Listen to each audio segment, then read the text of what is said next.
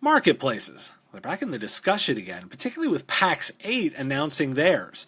Is it a marketplace? Let's talk about that with an expert. Shirish Nadkarni is an expert with a new book on marketplaces on this bonus episode of The Business of Tech.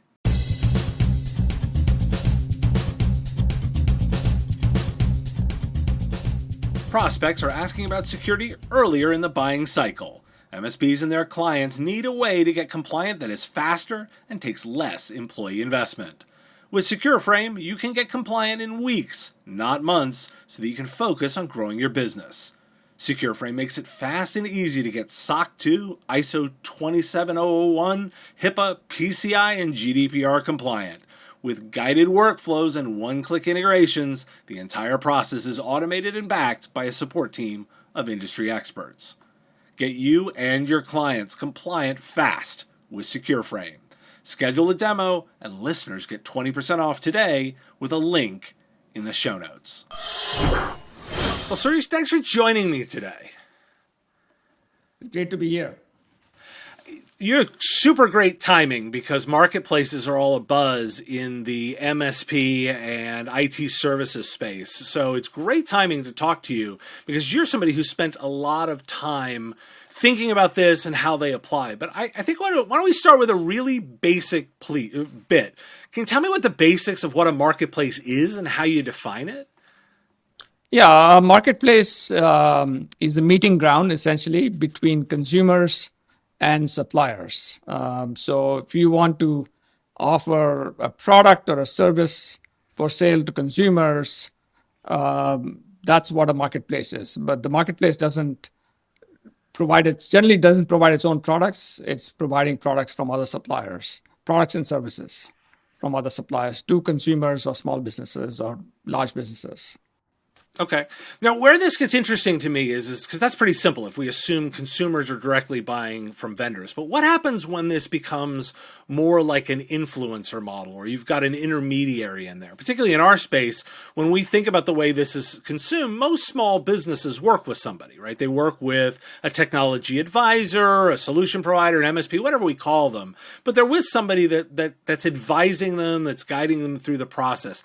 How did the dynamics change when you add more players and it's not just two sides in the marketplace?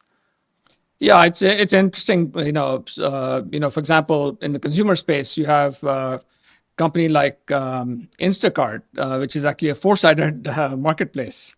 So you have consumers, you have grocery stores, you have drivers, and you have advertisers or retail providers, and so it becomes a lot more complicated to manage, multiple players, and you have to, build a critical mass of consumers, suppliers, influencers, etc.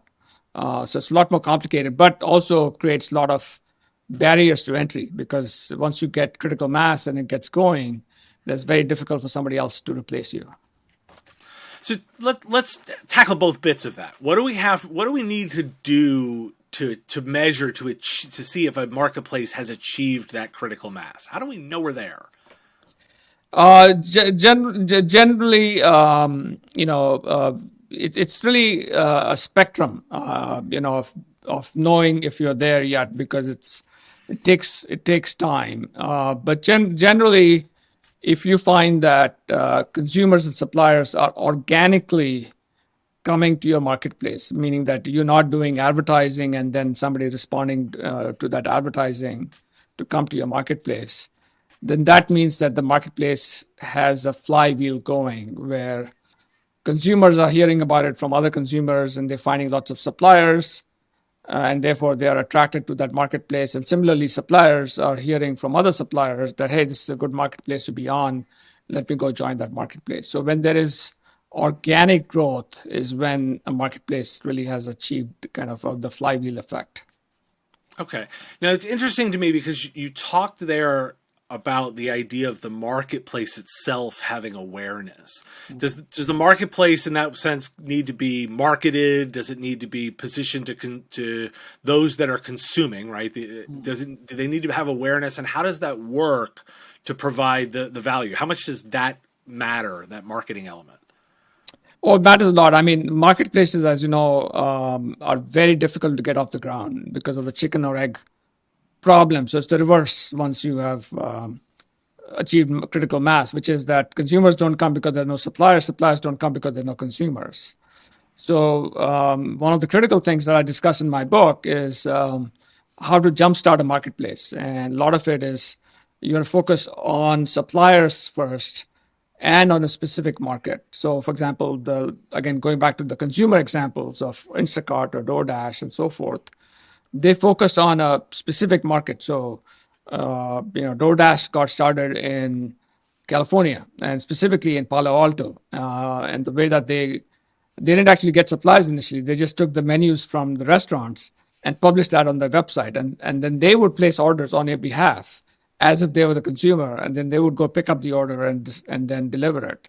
And then over time, they had enough data to go to the actual restaurants and say, hey, by the way, over the last 6 months, we have already placed so many orders through your restaurant, and why don't you join our platform?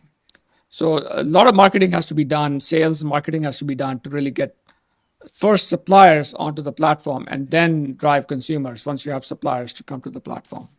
Interesting. So the idea there that for a true marketplace is that we're driving the participants to participate in the marketplace. Yeah. I want to ask, just as we're talking, within the past week or so, a company in our space called Pax8 has announced their version of a cloud marketplace, and their vision of it actually is to embed themselves in the buy button of the end SaaS organizations, and then drive the consumption that way, and in a way be hidden back. As we're an audience of listeners here of these solution providers, MSPs, that are trying to understand the dynamics of a marketplace and how this might work, I'd like to get a little bit of your sense about a model that might be a little bit more hidden like this, where it's kind of happening on the back end. Like what are the dynamics that they should be thinking about to understand if this is a successful venture or not? Right. So today, there are, as we have discussed before, there are marketplaces like AWS offers a marketplace, and so does Azure and Google, Cloud Platform, all have their own marketplaces, and so do some of the service providers like Salesforce and others. So you have to really distinguish yourself from those marketplaces, and generally, AWS and Azure, etc., are really marketing to large enterprises, large to mid-sized enterprises. So Pax8 should really be focusing on small businesses, who are not very tech savvy. They may not even have an IT person, or the IT person might be somebody in the office who is somewhat tech savvy, right? And so you have to make that whole process brain dead simple, and make it easy for them to find the appropriate services, get advice. I want a CRM product. Should I buy Salesforce or should I buy Zoho? What are the pros and cons of one versus the other? You can assume that the buyer has the full knowledge of the different solutions, and so there needs to be some kind of support being provided that provides guidance to the buyers, and then make it a one-click process for them to basically sign up for those services. Interesting. So we'll be watching to see how that plays out. Now, one of the things that I've been thinking about as we talk about this is that a lot of the examples we've talked about that you've mentioned are bigger companies, right? Azure, about Instacart, they're driving a much larger bit, and then smaller companies are participants in that. Right. Am I right in thinking then that most of the time marketplaces, because of the size of the critical mass, are generally going to be created by larger companies? Or what do the dynamics look like for the way small companies, engage with marketplaces? Right. So no, it's not. If your question is, can only large companies create marketplaces? No, I mean, a lot of the examples I gave earlier were started by solo founders. I'll give you an example of Instacart, which was started by a former AWS employee, and he started in San Francisco all by himself. After actually trying out 20 different startup ideas, he came upon this particular idea. And what he did initially was he scraped the Safeway site for information about what products they were carrying. And then he himself would be the driver that would go pick up the orders and deliver them so that he understood that whole experience. So it is indeed possible, for solo entrepreneurs to get going and start their own marketplaces. Now, obviously, you've got a book that dives into this, so I'm not going to ask you to reveal everything in the book. Give me but maybe one of the things that you talk about in the book, because you talk about creating marketplaces and achieving monopolies in your own market. Yeah. In the book, give us a little bit, like a taste of one of the ideas from that to spark thinking for listeners. Yeah, one of the so basically the title of the book is Winner Takes All. And the hypothesis is that once you get critical mass, then the network effects kick in, and it's a virtuous flywheel where suppliers join because consumers are there, consumers come because there are lots of suppliers. And one of the things I warn about in the book is the dangers of these companies become monopolies. So, Amazon, Alibaba, etc., all monopolies, or it becomes a winner. Either it becomes a winner takes all or a winner takes most kind of situation, and we have to make sure that those companies don't take advantage of their monopoly power. I talk about in the book, for example, how Amazon and Apple and Google, all of whom have marketplaces, are abusing their monopoly in certain ways, and we need to make sure that there's adequate regulation to counteract the monopoly power that these companies have. It's interesting. I like to think of good regulation as guardrails, right? It keeps the marketplace so that you have the rules of the road, and the guardrails are there to keep us on the road. Yeah. Give us a little bit of an insight into what you think the proper guardrails are to make sure that the game is fairly played. Yeah, so some examples I would give is one is competing with your own suppliers. So in the case of Amazon, for example, they have a private label business. So you might have noticed, if you've gone to buy an iPhone cable, that Amazon Basics, which is their brand name, has its own products, and they compete against other suppliers of iPhone cables. And that can be obviously a problem for suppliers who are trying to compete in that space. And then the other problem is self-preferencing. So it's one thing to compete fairly against other suppliers, but if you are self-preferencing your own product so that when you do a search, you show up first or high up in the search results, that's not creating a fair playground in which the suppliers can compete. And so again, the Congress or the FTC or whatever can provide regulation to make sure that these abuses don't take place. So your thought on that then is that this is something that has to be done at a regulatory level. Yes. To keep the monopoly private. They're not going to do it on their own.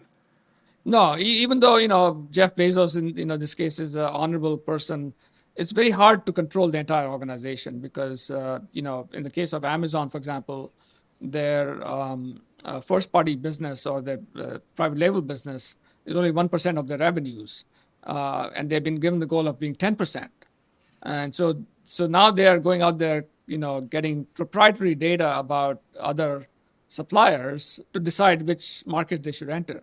And that's, again, an abuse of their monopoly power. It's not something that Jeff Bezos wants, but he can't really control the rest of his organization. So you have to have guardrails coming from Congress to force these organizations to abide by certain rules. Gotcha.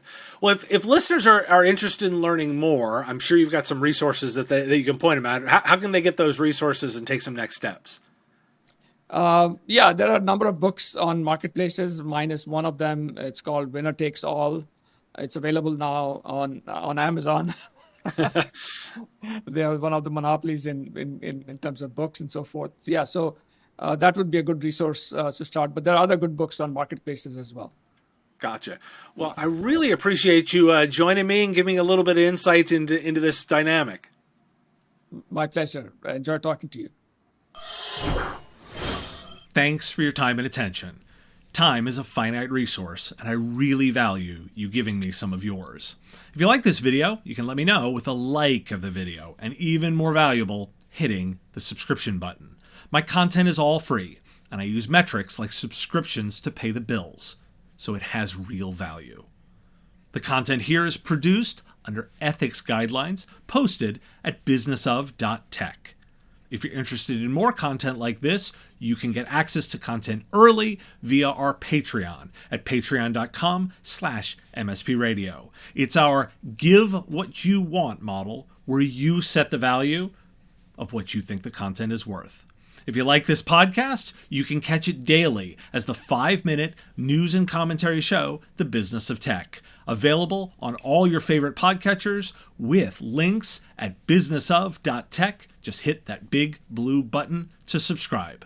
Again, thank you for taking time out of your day to listen, and I really value the interaction. If you want to say something in the comments, I do respond and watch all that, and I look forward to talking to you next time.